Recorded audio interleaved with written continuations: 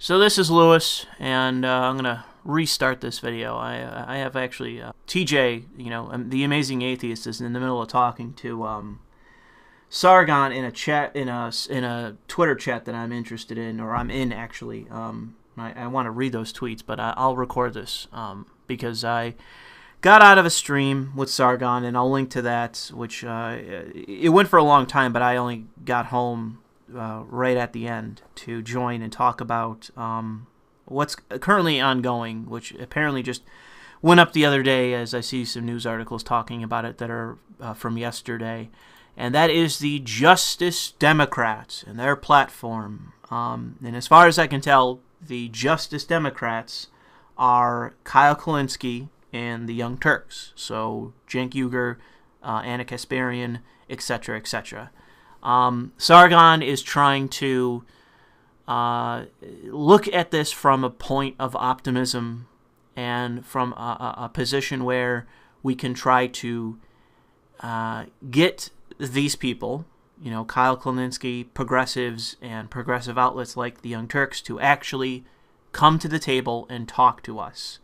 And the way that we would do that is to, in some way, signal support for the Justice Democrats or this platform. I can understand his reasoning in this. I don't necessarily disagree that someone like Kyle Kulinski would actually come to the table, and I think that someone like Jimmy Dore, if engaged, could actually come to the table. I think that he is right in that. However, if you look at this platform, which we're going to do, there are several things that I agree with. I've never disagreed with these things. I have agreed with them even when I used to be a conservative, and we're talking about like 07, 08. I agreed with these positions. But you have others where I disagree. And there are certain aspects to this that I disagree so strongly that it makes it near impossible for me to embrace this whatsoever. I don't even know what I would say if I ever had a chance to speak to Cenk Uygur.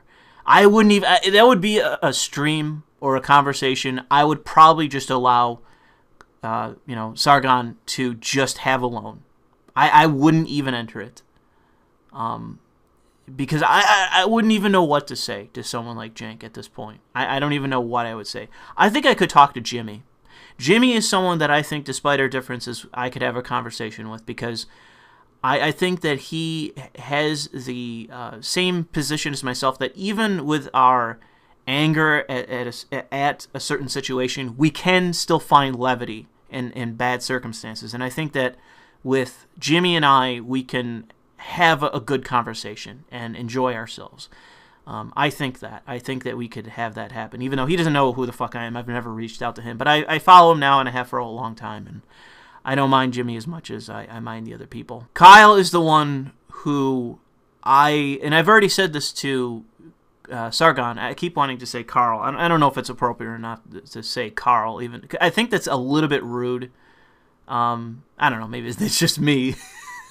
But anyways, with Sargon and Kyle, I would, the need would be burning so great for me to want to intervene and say something, and just, intensely disagree with Kyle. Because I know that some of this platform, if not a major portion of it, is from him specifically. This is his beliefs that he's incorporating, not something that's grounded in fucking reality, that he is well-versed and studied in. It's just arbitrary fucking utopian goals that he has in life that are fucking stupid, and self-contradictory, and we'll get to that. And I'm sorry that I'm rambling, but we'll just get to this, okay? It's time to face the facts. The Democratic Party is broken, and the corporate establishment wing of the party is responsible. Republicans now hold most state legislatures, most governorships, the House of Representatives, the Senate, the presidency. It's all true. So in 2018, hundreds of Justice Democrats will run a unified, very unlikely campaign to replace every corporate-backed member of Congress and rebuild the party from scratch. This is our plan. Again, extremely idealistic, but, you have to start from a position of an ideal. and so I'll just leave it at that. Okay, I'm not going to complain. First is pass a constitutional amendment to put an end to Washington corruption and to bring about election reform. Super PACs should be banned. Private donations to politicians and campaigns should be banned, and a clean public financing system should be implemented to end the takeover of our government by corporations and billionaires. Americans deserve free and fair elections, free from the corruption of big money donors. The Supreme Court has effectively legalized bribery. That's true. It's time for an Article 5 convention to take our democracy back from the brink of oligarchy. We're already there. Prior to passing this amendment, all members of the Justice Party should reject billionaire and corporate donations while running for office to show the American people we don't just talk the talk, we walk the walk. Ranked choice voting should also be implemented to make smaller parties a viable option. All provisions of the Voting Rights Act should be reinstated, and gerrymandering for partisan gain should be banned. Okay, so I agree with the first segment of this, which is a clean public financing of the electoral system. That is achievable. We can do that. It has been implemented in states, to my understanding, and it actually is something that can be amended to the Constitution. I don't know if I necessarily agree with ranked choice voting. This would also effectively hinder many of the social justice activist campaigns, to my understanding, because many of those also rely on trying to pressure different people using money. So lobbying would take a massive blow from this kind of reform, and there would still be lobbyists, obviously, and there would still likely be corruption, regardless of the changes that would be made, because there's always going to be corruption. But you really need to have radical steps taken at this point in time, because we are an oligarchy. Okay, they want to say like we're at the brink. No, we're there. We are an oligarchy. I would say that Trump winning is a sort of disruption of that to some degree, but I really doubt he's going to be doing much in the way of radical reform to the amount of influence that corporations and especially international corporations and crony capitalism has on the American economy. Because I don't look at this just from the point of a leftist. You know, if you are an entrepreneur, the economy and the government is set up to, you know, pay lip service and throw you a pittance when it comes to like the Small Business Administration. But when it comes to large corporations, they dominate through the government. They use the government to their advantage, and that is crony capitalism. And so what we require in the United States is not socialism, but actually an actual free market for small and medium businesses to actually compete with large corporations that have the government on their side. Essentially, a lot of this SJW money in these groups, they're going to be taking a massive blow from this kind of reform, and they're going to have to acknowledge that at some point. That would be one of my questions to Kyle. What about all these fucking LGBT fucking groups and all these other fucking groups that make bank on exactly what you're talking about? If they come to you and they pressure you, Kyle the Cuck, are you going to fucking do a thing about it, or are you going to roll over? My guess, he's going to roll over. Anyways, that's enough pessimism. Let's get to the next point. Re-regulate Wall Street and hold white-collar criminals accountable. I absolutely agree.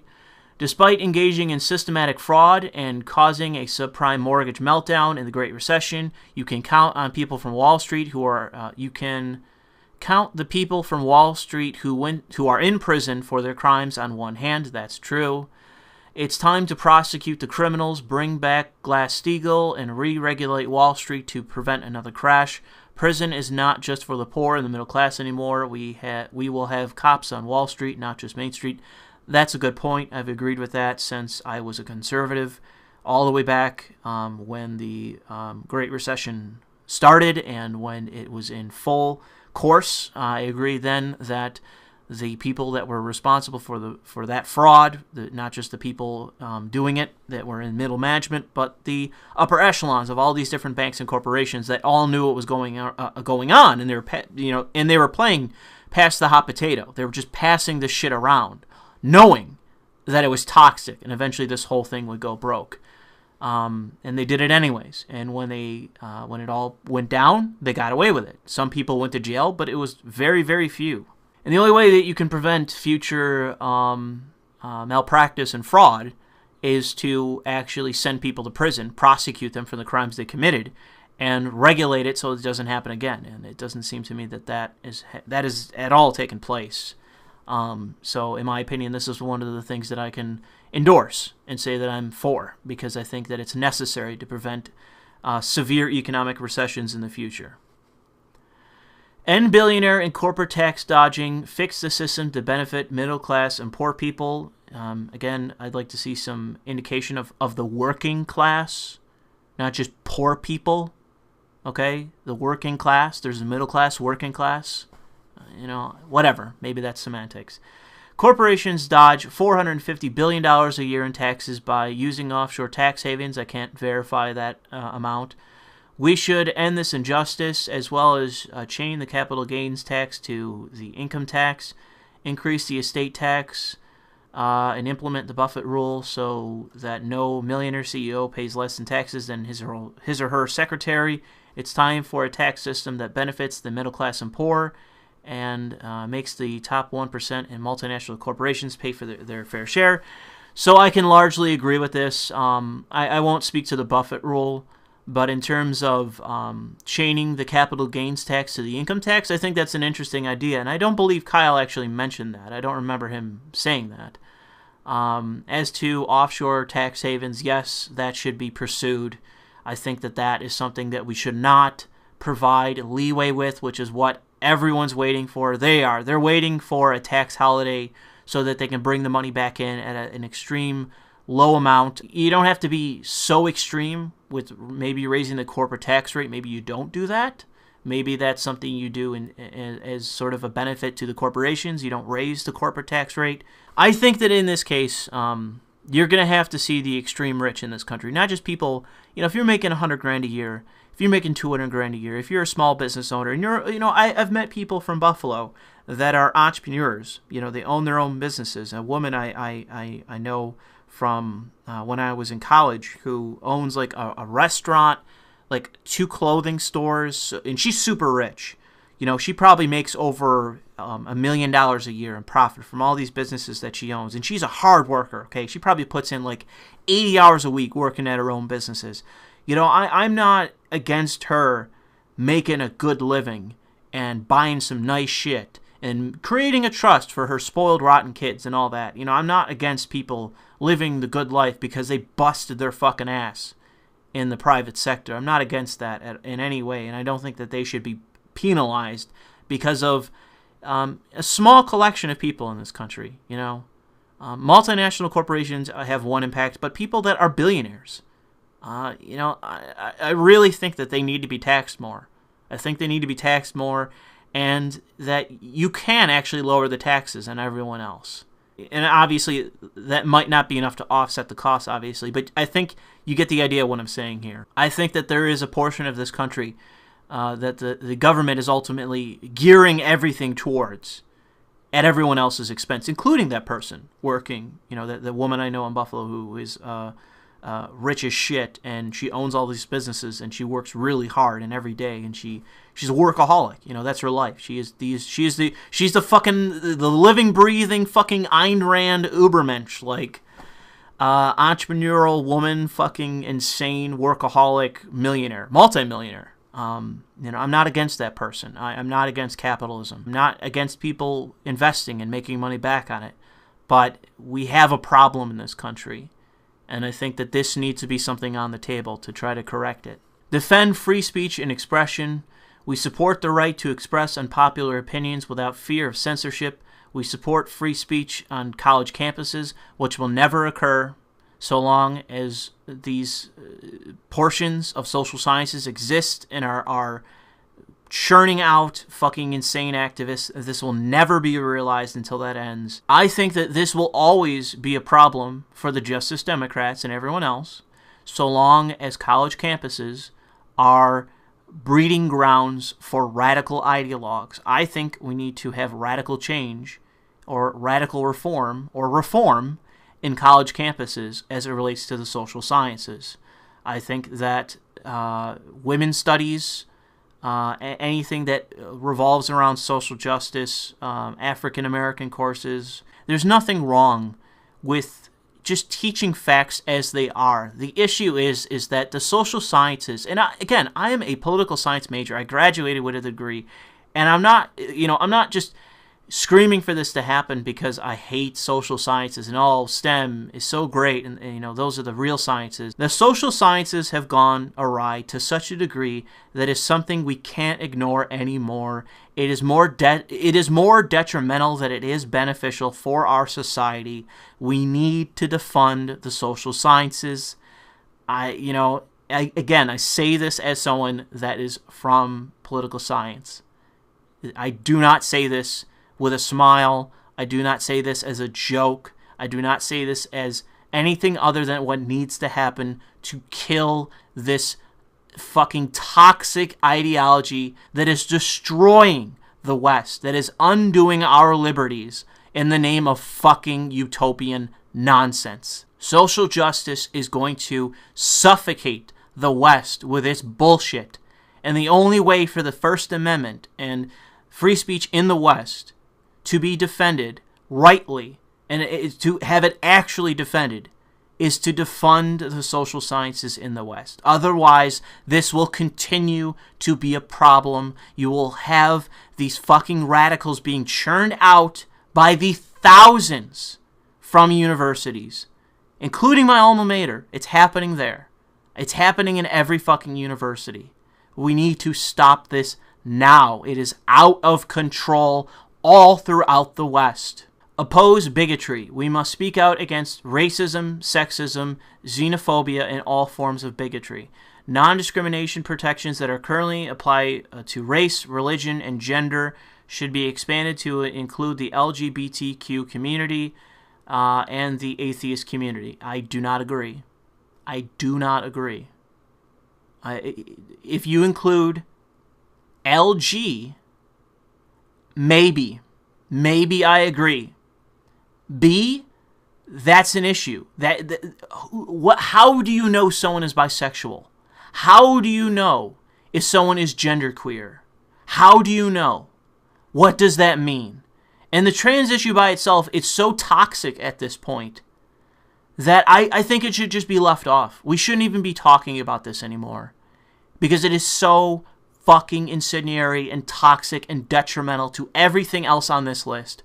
This should be completely left off. This is nothing but detrimental. Making all Americans equal is not asking for special privileges. So long as you are calling for special protections for certain people, that is asking for special privileges. It is not equality under the law. Okay? This issue of hate crime and special protections is toxic. It is toxic. It is terrible. We're never going to fucking win on it. It is just going to be a constant circle jerk. If you want to make it an issue, make it a state issue. Make it a state issue in specific states where there is a demonstrable problem. If there is a demonstrable problem in Minnesota with atheists being discriminated against, make it a state issue in that state. Otherwise, get it off this fucking list. I am done. This should be a line in the sand for anyone that's looking at this. This should be off the fucking list. Because, again, like, if you got a guy that says, hey, you're black, I can see your skin color, get out of here, nigger, that's one thing. But how do we even broach the topic of the T and the Q? How do we broach this? It is impossible. It is impossible, and it should be left off the list until we can find some semblance of a rationale that is at all agreed upon. When this is a toxic, incendiary, divisive issue, get it off the list. Make the minimum wage a living wage and tie it to inflation. This is about justice and basic human decency. If you work hard and you work full-time, you shouldn't live in poverty. I can generally agree with this. I think that the minimum wage should be tied to inflation unless there is some kind of radical change in terms of inflation where it can be pulled off, if this will obviously be run through the Federal Reserve. And if there is some kind of, mass inflation, which is very, very unlikely to happen, then maybe give the Federal Reserve the right to break that tie in an extreme or emergency situation. But otherwise, I do think that the minimum wage should be tied to inflation, and I do think that we should have a federal minimum wage, and then from that point, we should have a more complex minimum wage that will likely be per state and per region within the state. Because where I'm from, it's very cheap to live. Okay, it's not hard to find a decent house at $100,000. $100,000 house in my area is a pretty decent house. You might get upwards of $130,000, $140,000, whatever, but somewhere between $100,000 and $200,000, you're getting a nice house. It's a nice suburban house, middle class house. In New York City, it's probably a slum. Their fucking real estate in New York City is out of control. It is crazy. It's why they have rent control and all the shit they have there. Their real estate market is insane. So you're obviously going to have a high minimum wage in New York City because the people there are going to have to need it if they're going to just be able to work there at a minimum wage. And you're going to have minimum wage jobs. It's not going to be fucking teenagers living with mommy. They're going to be doing all these fucking jobs, okay? You got 40 and 50-year-olds working at, like, Rite Aid and shit and Tim Hortons. They need some bare minimum to survive in the market because if these people aren't buying shit, if they're not buying luxury items, then it's not good for the overall economy. So, again, this is a complex issue. I do think there should be a federal minimum wage. I think it should be tied to inflation with the single clause that in the case of emergency inflation, which again very unlikely to happen, the Federal Reserve can pull that off, but not likely to happen. But this is a problem that I do think should be on this list. This is a legitimate thing to be here. It can be hashed out. So I agree with this part of the the goals. So this is a good goal to have. Ensure universal health care as a right. The United States should catch up to every other modern nation and implement a single-payer Medicare for all system. There is no reason we can't be number one in the world instead of number 37. It's time to end the deconstruction of America. It's time to end the deconstruction of American healthcare by reception. I don't even know what that word is. Price gouging, for-profit, private healthcare insurance middlemen. As someone that works technically in the health insurance industry, I can say that even with a single-payer system, I think that in the minds of conservatives, like the entire, like you just see you fucking communists marching down the street or something like that. You're not going to see a whole lot change with a single-payer system. It's going to be competition that a lot of these bloated insurance companies are not going to be able to compete with.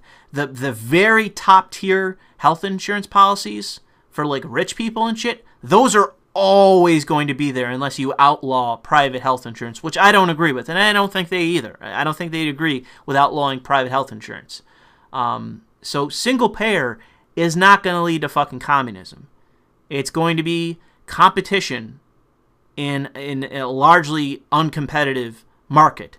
And my job is still going to exist. Many jobs are still going to exist. It's just going to provide a real kick in the ass to a lot of these bloated health insurers that are just raking in profits for themselves and their shareholders rather than providing adequate, not even good, adequate health care for the people that are paying thousands of dollars into their fucking premiums and shit. So yes, healthcare still needs a great amount of reform in the United States because it is very bad. And single payer, I think, is a decent goal to have. And I've heard some arguments against it, but they're pretty fucking weak. Okay, we're not talking about, socialized medicine. We're not talking about some extreme step away from where we are now. Single payer in terms of a pool market where you can buy into, that's just a public pool, okay? That is not a radical step. And again, it will lead to a great amount of fucking innovation from the private sector because they're going to have to innovate in order to stay competitive. They'll have to. And that's what we need. Because we don't have a competitive market. We don't. And that's something I don't think anyone's going to be able to disagree with. The problem is we don't have competition. We have these bloated fucking companies that are raking in profits that are not actually competing. They have locks in all these different states, and they can just do whatever the fuck they want. And by, having competition between the states, that ain't enough. It ain't enough. I heard that right-wing talking point before. It's not enough. I think single payer is a decent step in the right direction, and so that's another thing on here that I can support. Ensure universal education as a right. This I don't agree with. I don't disagree with the intention. I don't disagree by throwing it in Bernie Sanders' face, who I believe is where this is spawned from. I'm not doing this in a way where I'm trying to disagree with it in such a way that I think that it's stupid. That is not my intention. However, I do not agree with this. It's not the cost. It's not the fact that I don't believe that this could benefit the labor force or people that want to have a greater understanding of things. I think college is, and this includes, I think, like pre-K and shit, which is a whole other issue in my opinion.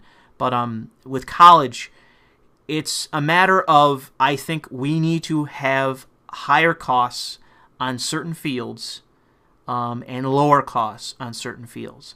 So what can benefit our economy is jobs that fall within the STEM field and other jobs, teachers of certain courses, nursing, healthcare, that sort of thing, doctors.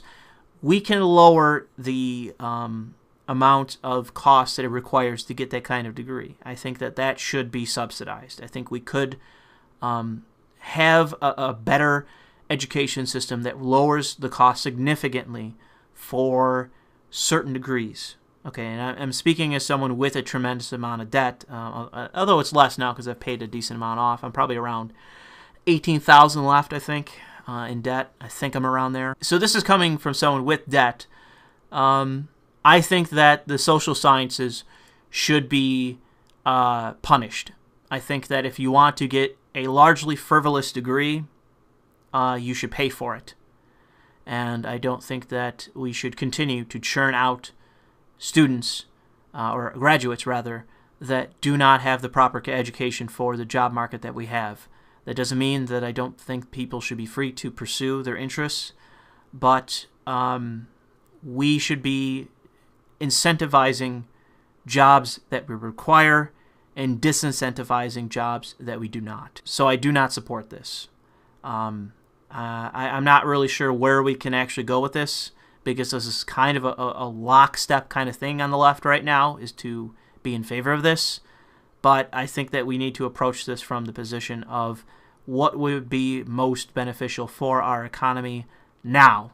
And it is coercion. It is a coercive effect through the state. It is the state incentivizing students to go into certain fields rather than others. And maybe there's an argument against that from a liberal perspective, and I actually mean liberal, as a, state authoritarianism or whatever.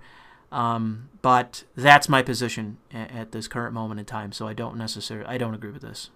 End unnecessary wars and nation building. Woo! Here we go, baby. The United States maintains 800 military bases. I don't agree with that estimate. Worldwide at a cost of $100 billion a year. I don't know if that's necessarily true.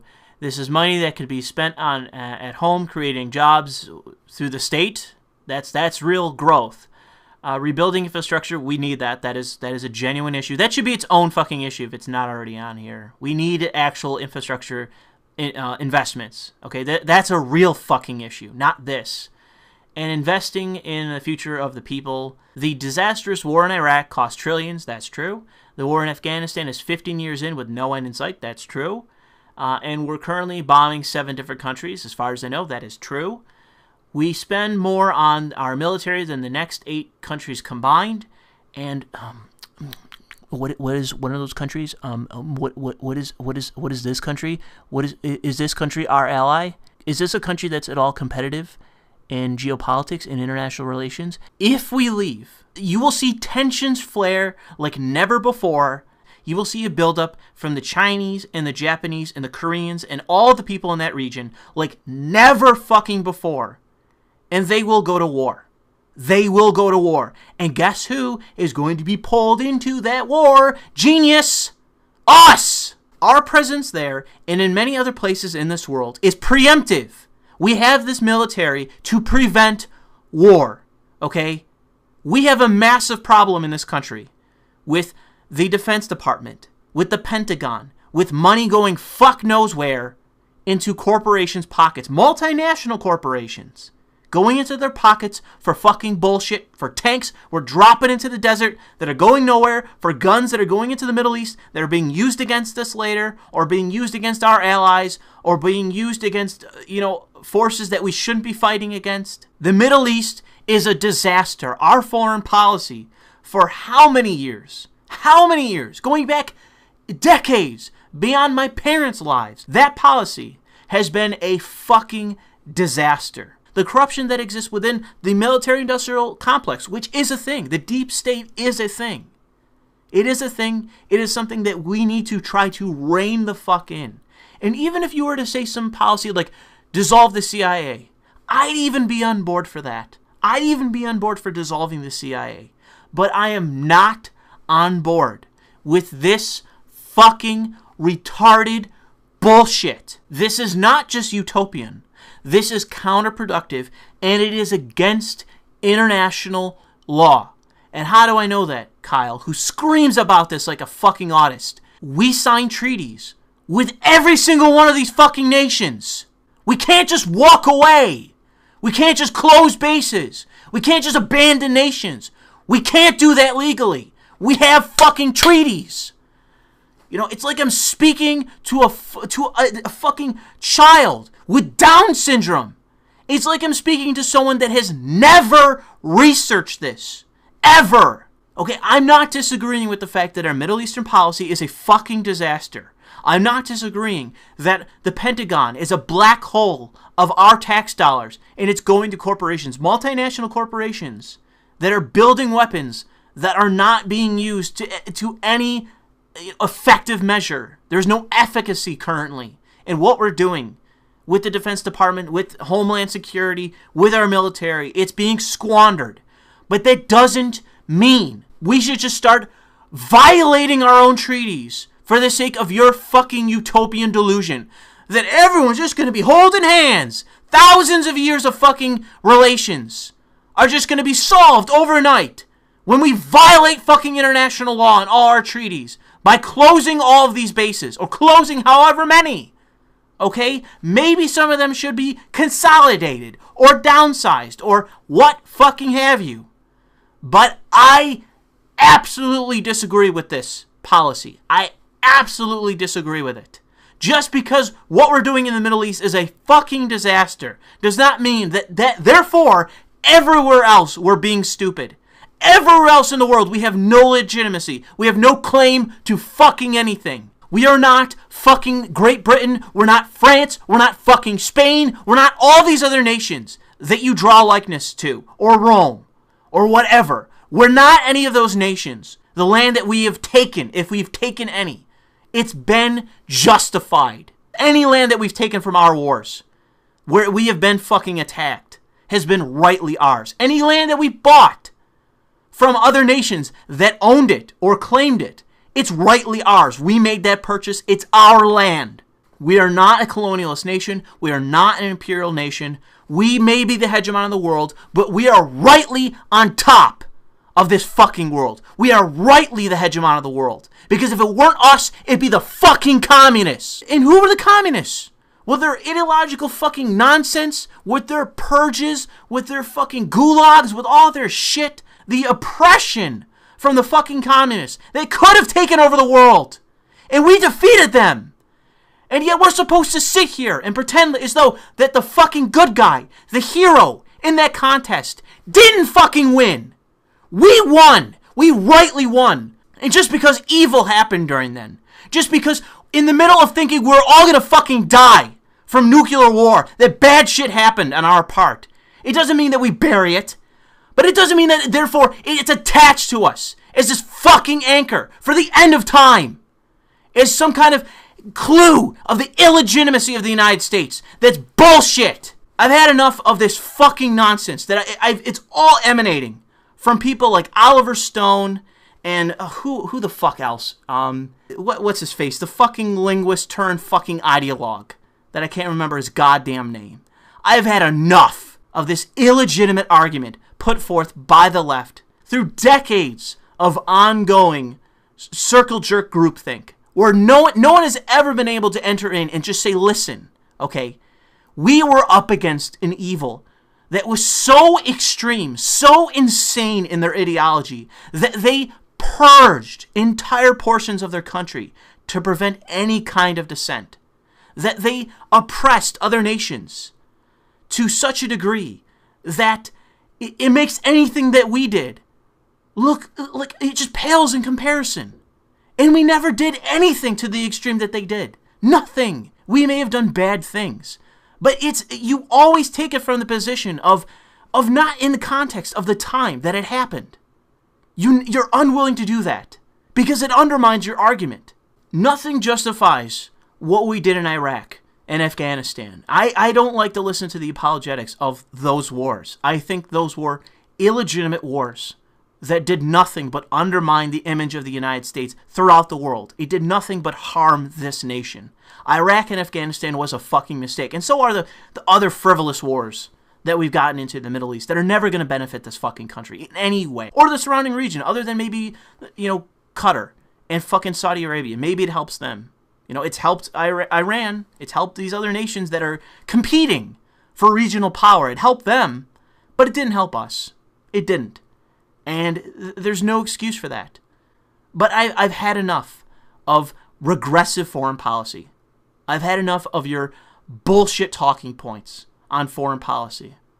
This is the most incendiary portion of this entire thing for me.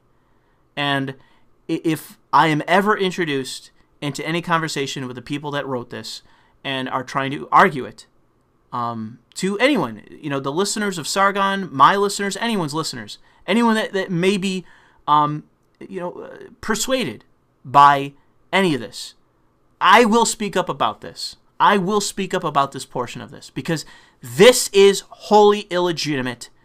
And instead, you're throwing the baby out with the bathwater.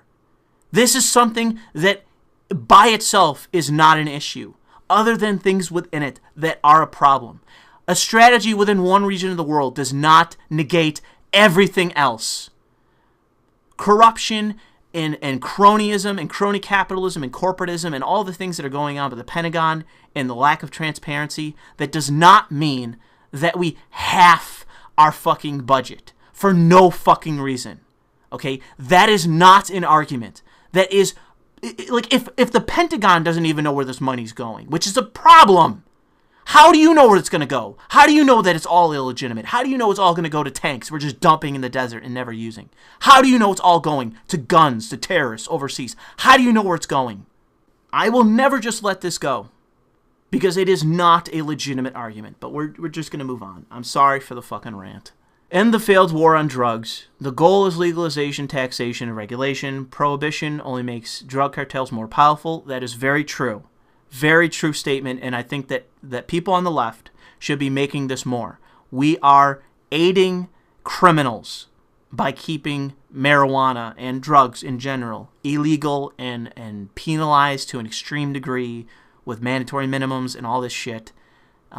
We should be researching drugs. We should be seeing what benefits can actually come from them, because the research hasn't been done on numerous drugs where we should be looking into them and seeing what benefits come from them and whether they should be illegal outright or what have you, whether they should be fully legalized. And I think that marijuana on a federal level should be fully legalized. I think prostitution and gambling should be legal federally. Okay? So I am not an authoritarian whatsoever on drugs. And I think that this is something that most people are behind. I think this is one of the things where you can say that most of the public is behind it. And I think that a lot of people can still be convinced to support federal legalization, not decriminalization, not medical bullshit, full legalization on a federal level. I think you can convince most people of that. So I think this is a winning thing right here on this on the goal list. And I forgot, additionally, those serving time for non-violent drug offenses should be pardoned. I think that should be implemented, but done slowly. I don't think that people should... I think people that are, it should be by degree. If you got caught with marijuana or whatever drug, they go first, then sellers and traffickers and that. But I would go slow. I would go slow in... taken on a case-by-case basis. I think that people, like users, that should be first of the line. Front of the line, they go. But traffickers and those that served in organized crime, we're going to have to put a break on that a little bit before they go, if they go at all. Because I don't know if I necessarily support people that took part in organized crime to just go free. Create the New Deal. Our infrastructure, okay, here's the infrastructure. Gets a grade of D from the Society of Civil Engineers. Our government should invest billions into rebuilding our crumbling roads, bridges, schools, levees, airports, etc. There's no reason why we can't have the world's #1 infrastructure. I agree. I absolutely agree. This is going to be, artificial growth. It's not going to be real private sector growth, but we need our fucking infrastructure to be top-notch if we're going to compete in this fucking world. How the fuck are we going to have ports, airports, all the shit, and bridges, and all these things, tunnels, all the shit that we need to have running at top grade all the time, year-round? How are we going to compete in the world when it comes to, transporting products and raw materials and everything? How are we going to compete if we do not have top-tier infrastructure? Even if you're on the more libertarian, leaning side of this and you don't like government and expenditures and all that shit, you got to be in favor of this. We have to be able to compete in this fucking world. We can't live in your anarcho-capitalist fucking utopian whatever. We have to actually invest in our infrastructure so that way we can actually compete with the rest of the world who are building. You have Turkey building shit. New airports, everything else, new ports. And, we have to compete. We have to compete and we have to invest to rebuild and build new infrastructure in the United States if we are going to fucking compete. This has to be done. In my opinion, this is one of the things that should be at the top of the fucking list. This should be one of the first things that we do because it's going to be good for the economy in the short run and the long run, and it makes the United States more competitive economically. So this should be near the top of the list. This should be one of the first things fucking done. Create the renewable energy revolution. Scientists are sounding the alarm on climate change. In order to avoid the worst case scenario of a dystopian future, we need a massive green revolution. It's time to drastically and immediately move away from fossil fuels and develop technologies of the future. So I will agree, with the exception of oil for the sake of petrochemicals, which is plastic, and among other things. We'll probably import tires and shit like that ultimately, but plastics is a market that we can be competitive in, and I think that we should keep that in mind when we talk about fossil fuels and obtaining them. However, other than plastics, I would say that when it comes to energy in general, when it comes to generating power for homes, utilities, businesses, all that sort of thing, we do need to take a very serious approach to this that is going to result in the collapse of coal companies and some oil companies and that, because we cannot continue to kick the can down the fucking road of the fact that we need to actually innovate in this country, in this field, because this is something serious, not just in terms of the economic future of the country, but also in terms of the environmental future of the country. I know that there's a lot of conservatives and libertarians that just want to dismiss environmental issues, but I live in an area that suffered a very severe economic, yes, but that was a slow thing, but environmental disaster in the 60s and 70s, a very severe disaster. Your local environment matters. And I don't think that we should continue this down this route of just corporations get to do whatever the fuck they want. Realtors and people that want to build shit just get to do whatever the fuck they want. we need to take a very serious approach to our environment here in the United States. And I think that this is one of the very least of what we can do is innovate in energy. And I know that people are going to make a big stink about nuclear. I think nuclear should be on the table. I'm not endorsing nuclear, but I think that nuclear should be on the table for what we do. However, I think that wind and solar is something that we can work with. I think that people are too quick to dismiss it.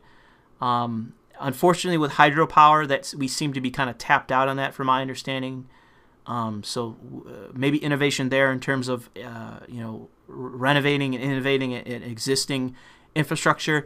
But I think that we can actually take this on, and it wouldn't cost that much. I think that it's exaggerated how much this would cost, and I do think it's necessary.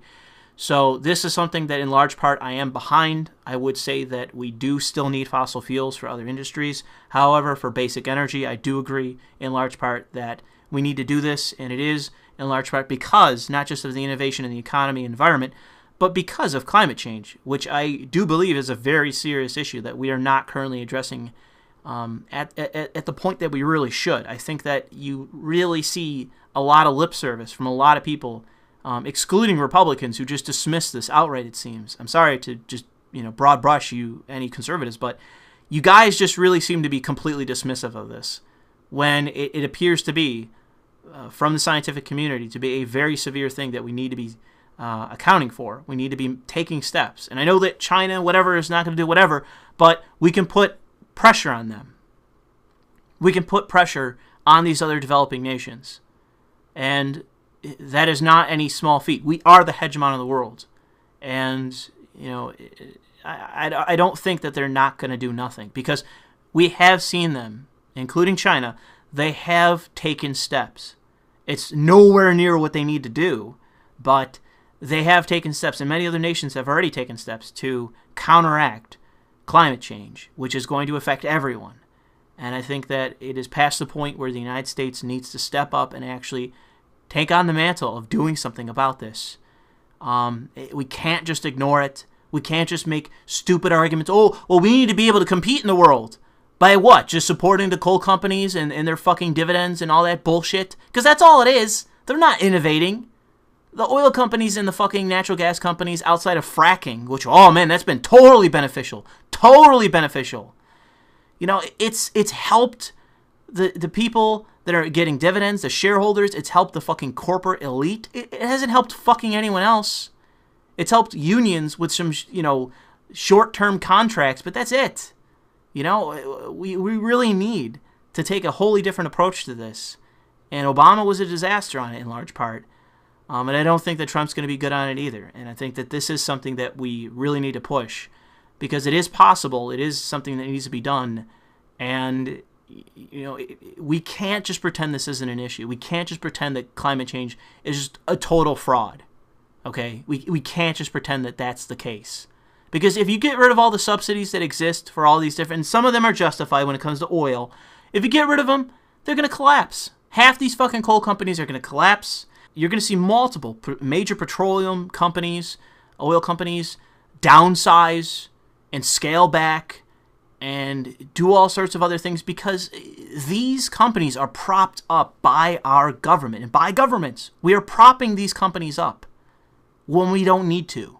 If it was a free and fair economy for these companies to compete, they would not be as big. They would not be doing the things that they're doing. And, you would see actual companies that are, you would see cooperatives and shit. You would see them popping up and trying to take on these companies, because the environmentalists have been working on this for decades. They've been fighting this fight for decades. And yeah, they intertwine with the anti-nuclear crowd, and they're crazy. But, they've been taking this on, and they would be competitive in a free market if they were able to compete fairly, but they're not. Block the TPP and outsourcing deals that will further damage the middle class. As a result of NAFTA, CAFTA, PNT, or Permanent Normalized Trade Relations with China, and the World Trade Organization, Americans have lost millions of decent-paying jobs. It's time to end the race to the bottom and renegotiate these rigged deals that only benefit elites. That's largely true. We should not sacrifice our sovereignty. That I absolutely agree with. The only people who are allowed to make laws for the United States should be the American people, not multinational corporations. That last sentiment I can absolutely get behind. 100. I don't care who the fuck you are. You should absolutely be on board for that. That is one. Again, this should be near the top of the fucking list. Near the top of the fucking list. Multinational corporations have hijacked the sovereignty of this nation. We are living at the expense of these multinational corporations. They control our politics. They control our politicians. They get to do whatever the fuck they please. We are all living, to serve them. So yes, I absolutely agree with this.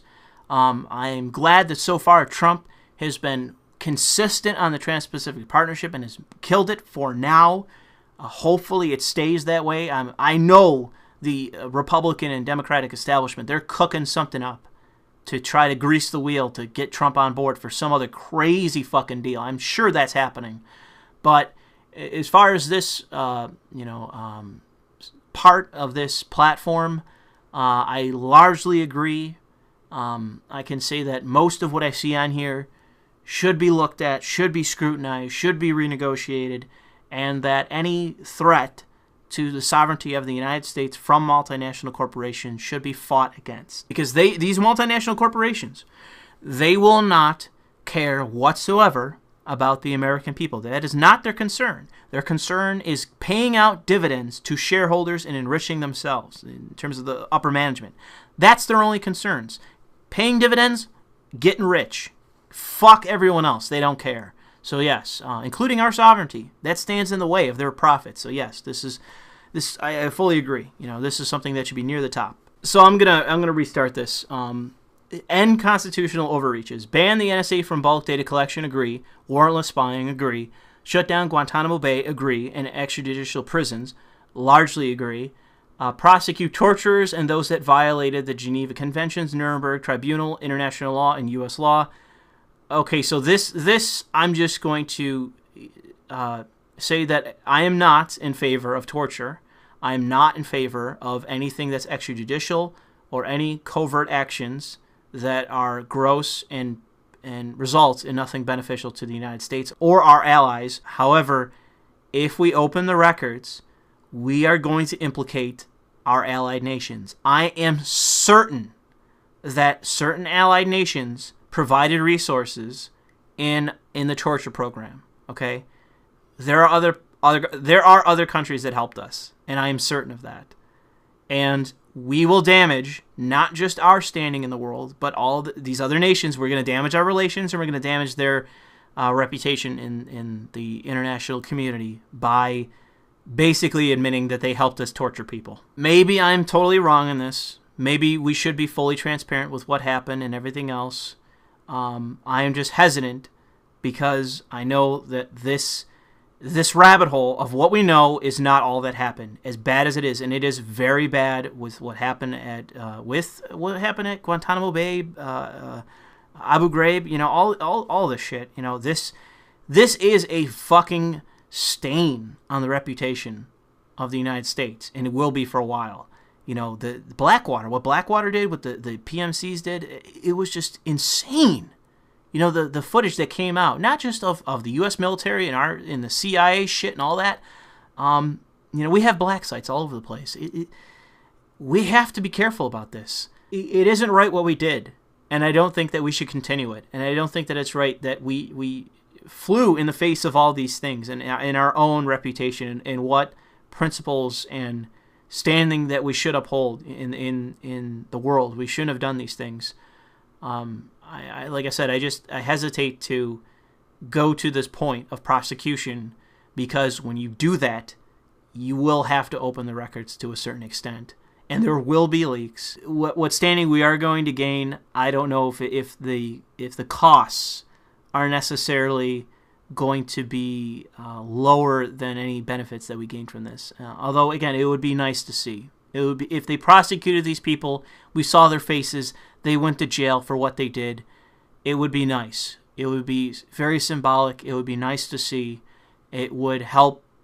People say that they're proud of the United States and where we are currently. It would help that, but practically, on a cynical level even, I don't know that the benefits would outweigh the costs. Return habeas corpus and due process, I agree. Although due process to the social justice warriors, I don't know how much they agree with that. Pardon whistleblowers like Edward Snowden, which it's a weird thing. I actually think that Edward Snowden should be pardoned, more so than Chelsea Manning. I thought Chelsea Manning was a little bit worse in this case, and I am glad to see Chelsea Manning freed. Especially, potentially almost killing herself twice. I think if you're not going to release her, at least put her into fucking mental health care, something like that, obviously, because she needs it. If you're trying to kill yourself multiple times, I think you need help. You should stop punishing someone at that point, especially for something that, it was just a black eye. It was subverting her position, but in the military, but you have to be fucking reasonable about this. You can't just kowtow to the fucking intelligence community just because they're fucking vindictive and petty and crazy. You have to fucking either prosecute fraud when it's going on or expose it if it isn't being prosecuted. And that was what happened. You had fucking insane malpractice happening and nothing was being done about it. And that's when you get Chelsea Mannings and you get Edward Snowdens and you get all these people leaking all this information because they see all this shit happening and you're not doing anything about it. If you fucking stop what's happening, they have nothing to leak. Edward Snowden doesn't leak anything. And there's a whole other issue of multinational corporations and defense contractors embedded in all of this. I've already talked about this enough. But yes, pardon Edward Snowden. Stop fucking torturing Assange in that embassy. Stop keeping him there intentionally to punish him. Stop doing that, which is what it is. You're keeping him there to punish him. That's what you're doing. Stop that. Pardon Edward Snowden.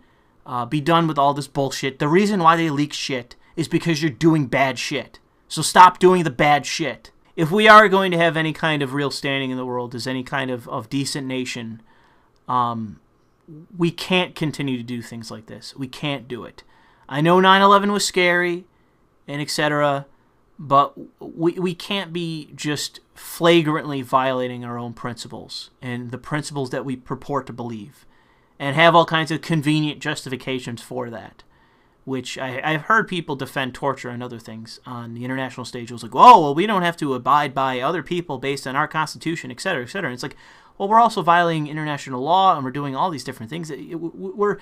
There's no justification for this, and besides everything else, okay, there was no efficacy to any of this. We never gained anything with this. As far as I know people love to say, oh, we probably gained all kinds of intelligence. Okay, what? What intelligence did we gain from this? Was it worth the cost?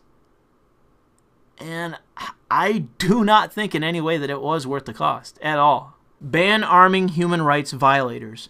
We recently gave Saudi Arabia billions in weapons and watched the civilian death toll in their vicious bombing campaign in Yemen tick up.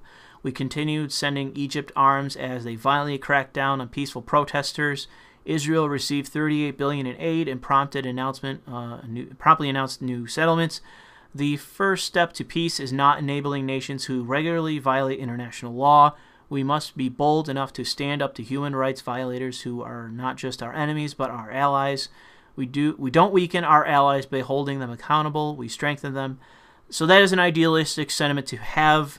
I would say that in large part I do support this. The Middle East, in my opinion, is an exceptional part of the world. And by that I mean that the policy that we have throughout the world, we should not necessarily have in the Middle East. If we have the choice of a dictator in the Middle East who is going to be a dictator and armed insurgents that are terrorists, we should side with the dictator. Not because we agree with the dictator or I support dictatorships or autocracy or whatever, but because we have seen the outcome of Islamic extremism and jihadism in the world. We should have a lid on that. We should have a policy of containment, and if that means that we do have to support some bad fucking people, then we are going to have to support them, because in the end, they are going to be oppressive to their own people. And maybe we can take steps to try to do what we can to reform those regimes. And it is possible. We have reformed dictatorial regimes. I believe, is it Franco in Spain? I don't think that we have to abide by the insane strategy that we admittedly have in the Middle East. But I think that this is a bit idealistic. For the rest of the world, maybe. But for the Middle East, we're going to have to make bed with certain people. Saudi Arabia, obviously, and Qatar and a bunch of others, they are promoting terrorism. They are promoting jihadis. They are promoting Islamism, Wahhabism, everything else. They are promoting these people. I think the best way to put this policy, or a policy that I would more agree with, would be the United States will not support or arm nations that endorse, fund, embrace, what have you. They do anything in support of jihadism or Islamic extremism. We do not support any nations that abide by those doctrines or promote it or what have you. I don't even know if that's possible either, because of the fact that the Middle East is a fucking shithole where we have no allies there other than Israel, although they're fucking crazy. They do. It's because of Netanyahu. They got some crazy shit going on there too. We really have no real allies in the Middle East. They're all out to do their own fucking thing, including Turkey. It's a fucking mess, and I don't know how to fix it, and I don't think this fucking thing will fix it either. I don't know how we fix the fucking Middle East. I would be amazed if you saw any kind of reform in my lifetime. I'd be amazed. I'd be shocked to see any kind of real reform in the Middle East. They are beyond fucked at this point in time, and our wars are not doing fucking anything. I don't think pulling back is going to do anything. I don't know what we do. I don't know what the fuck we do. I don't think Obama knows what the fuck we do in the Middle East. I don't think Trump knows what the fuck we do in the Middle East. I don't know if anyone knows what the fuck we are going to do with the Middle East. They are a fucking disaster zone. Every fucking nation is a disaster zone. Every fucking one of them is a fucking quagmire. We're just waiting to step in. And if we don't step in, it's just going to spread. There is no winning in the Middle East in its current form. And I'll just leave it at that. Agree or disagree with me. I don't know. That's my answer. That's my platform. I don't know what the fuck we do with the Middle East. I don't know what we do. Enact common sense gun regulation. 92% of Americans want to expand background checks. So as I said in the stream, I don't know about the specifics of it, but I will agree to that, to background checks on a federal level. I know there's going to be people that will disagree. I will just agree for the sake of argument to agree to that.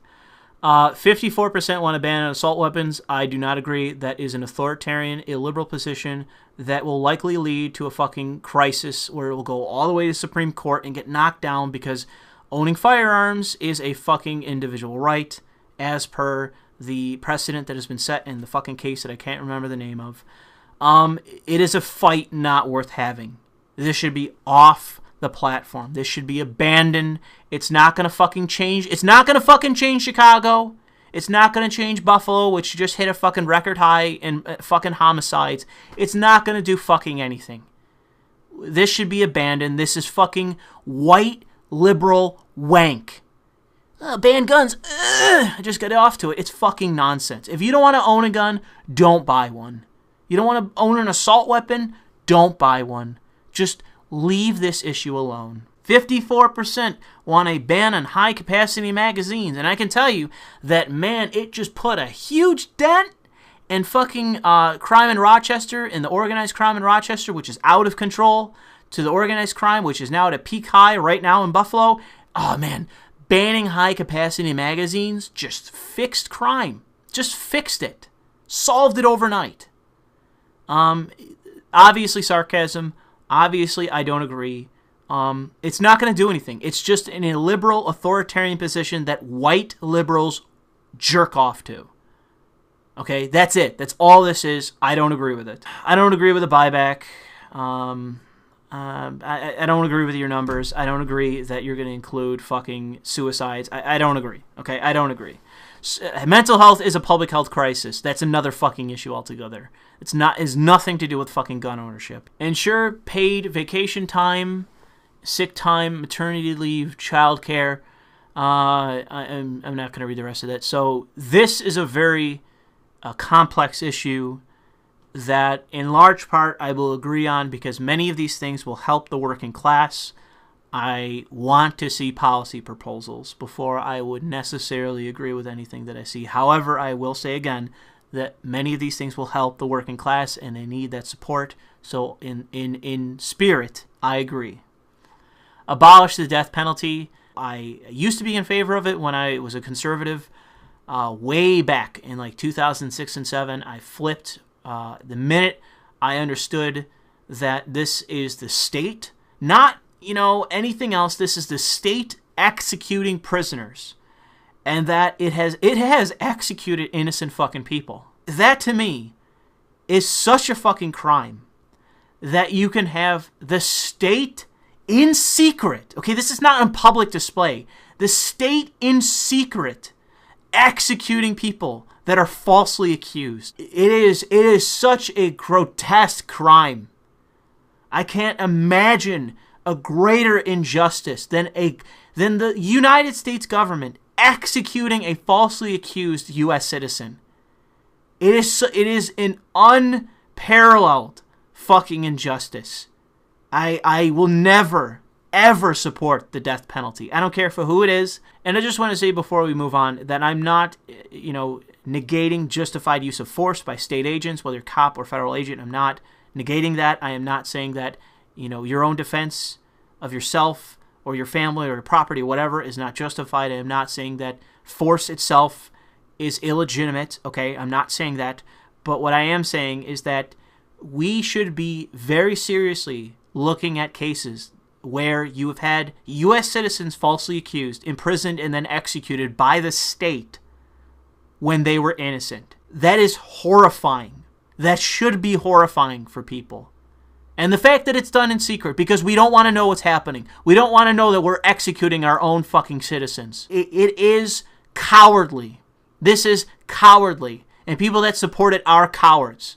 I'm willing to say that. If you support the death penalty, you are probably a fucking coward. You're probably a pussy that would be like, oh man, just give me the gun and I'll pull the trigger. And you're probably a fucking pussy. I have met so many fucking dickheads that think they're all talk this fucking machismo about it.